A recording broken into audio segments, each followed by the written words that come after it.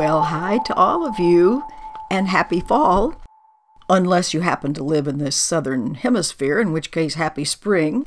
And today I want to talk to you about one of my grandchildren. All grandparents are entitled to do that every once in a while. Mine are still young, so I have lots of stories yet to tell, I'm sure.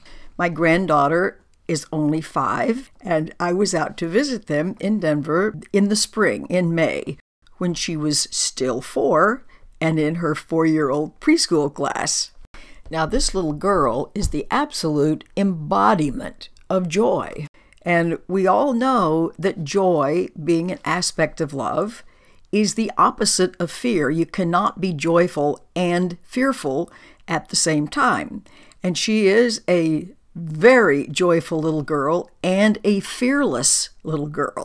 So anyway, I have to tell you a little bit about her to make our point for the day. At one point, it was time for her mother and I to go pick the kids up from school.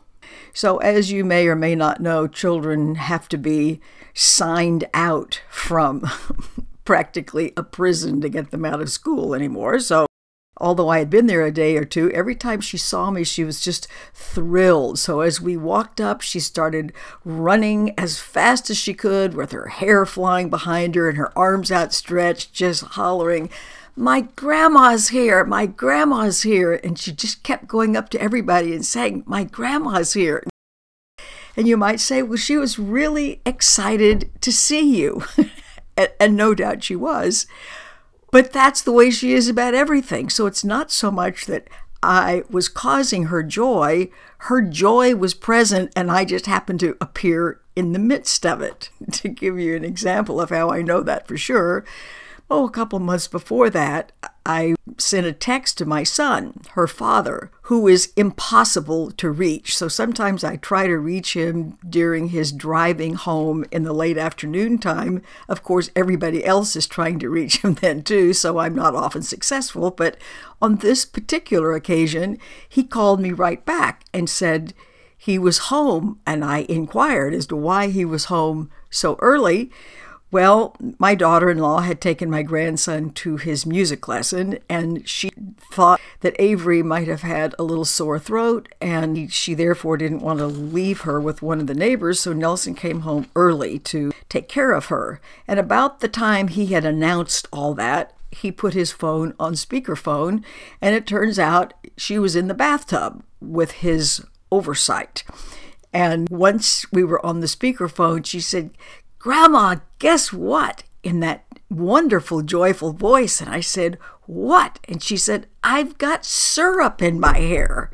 As if this was the most marvelous, exciting thing that she could possibly announce. And I thought, well, I can see why she would have syrup in her hair, because it's impossible for her to stay still. She runs and she jumps and she climbs and she takes the pillows off the sofa down in the family room and slides and hides and so on. And her mother tries valiantly to keep her hair in pigtails and ponytails and barrettes and rubber bands and I don't know what all else.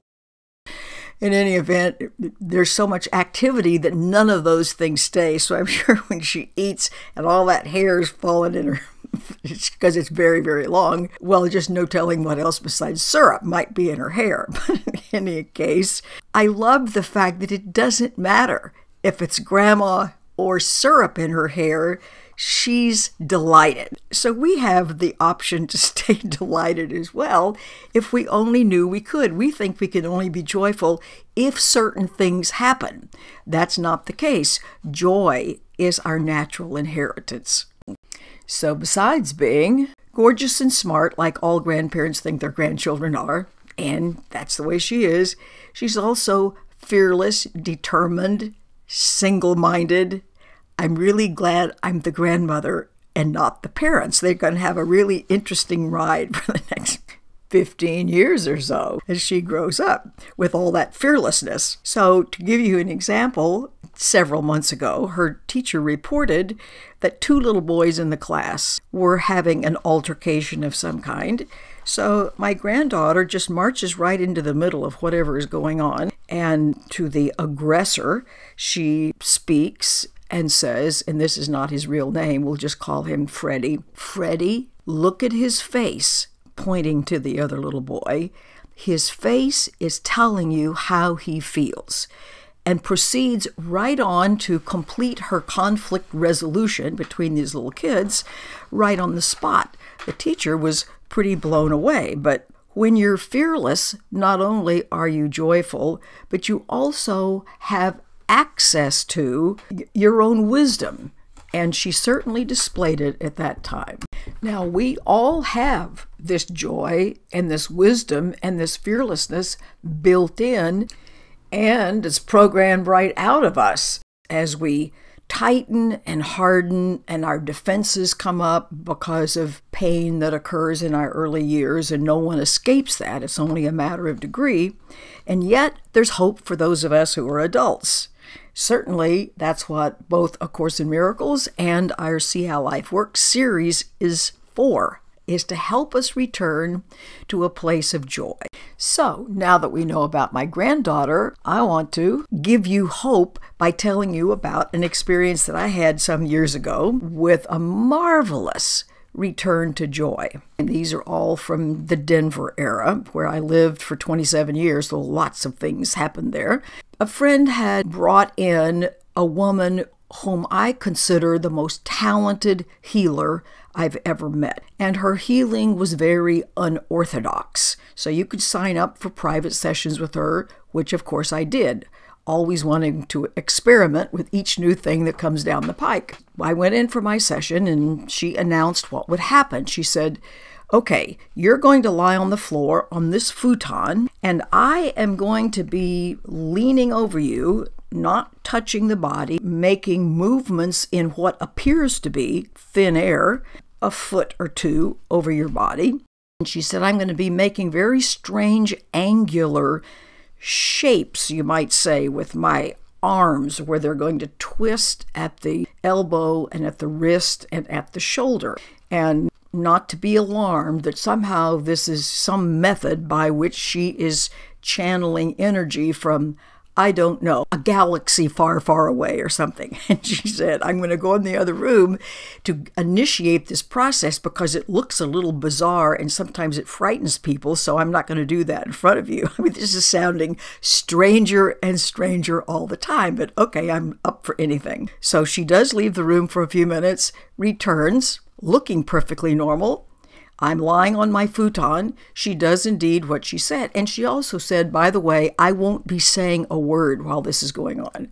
So for about 30 minutes or so, I'm having a little rest on the floor. She's making these strange movements over my body. I'm not feeling a thing. So I think, well, I don't know what's happening, but I presume it's all good. But at the end of her session, she repeated a little blessing or a little invocation. And somewhere in there, she used the word flame, F-L-A-M-E, flame. And when she said that word, because I had had an experience with, shall we say, the fire of the Holy Spirit a year or so earlier, that triggered a very peculiar experience. I did not know that word was such a trigger. I knew the experience had been life-changing, but I didn't know that just that word would do anything. But when she said it, something started happening in my feet, and a kind of energy moved slowly, not just that rush through the nervous system, but more slowly up through the body.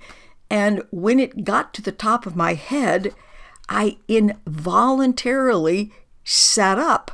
All of a sudden, some kind of energy, we will call it life itself, is moving my body. I'm not moving my body. I don't know what's going to happen next. So I sit up and I start doing yoga positions. And since I know yoga, I recognize them as they were happening. All the things that you can do with stretching and with your legs and arms and leaning over and so on from a seated position. This is very bizarre to have your body move, but that's a place that we all can get to where the interference of our defenses and our ego mind are set aside and life is moving your body. It's just an amazing experience. And here's what's most marvelous of all. is that it was accompanied by an amazing state of joy.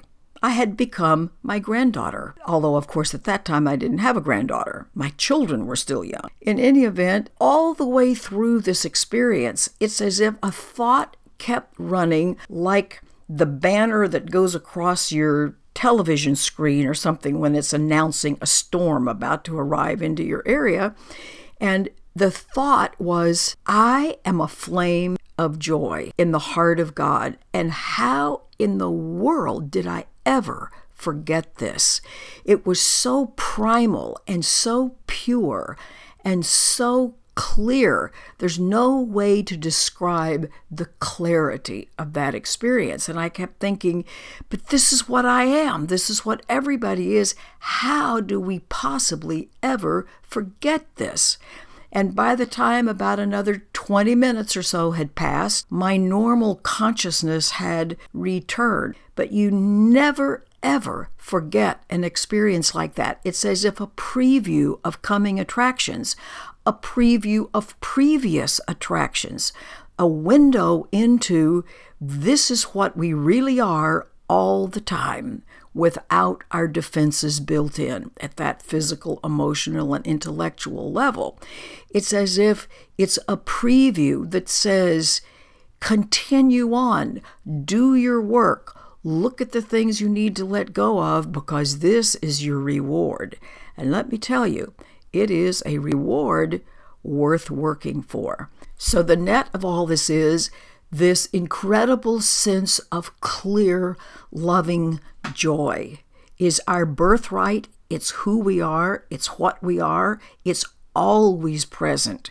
It doesn't disappear. Our attention disappears. It doesn't disappear. And the purpose of our series, the purpose of A Course in Miracles, the purpose of any valid spiritual practice is to clear the debris out of the way, to allow our defenses to gradually disappear so that once again, that joy that is inherent in everything, everyone, every moment is back clearly and centrally in our awareness once again. Bye.